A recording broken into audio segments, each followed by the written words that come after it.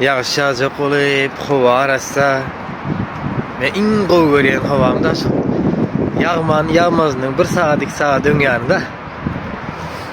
Bugün hem cuma günü eken hem Ramazan'ın 29. günü orası oruç tutmağın.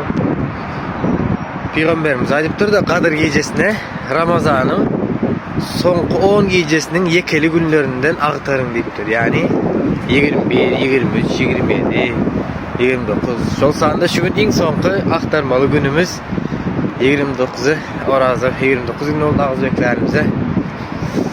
Bugün ibadetlara sarılalım. Esasen akşam şükür namazı, teheccüd namazını okumana gayret edelim. Bugün günümüz hayırlı başladı. Adamın ruhunu huzura erdiren salkın şemaları üstüren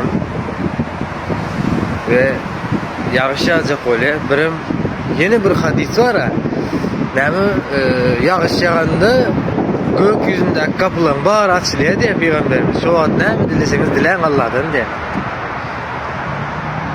Elhamdülillah bugün 2-3 taraftan hayırlı bir gün oldu.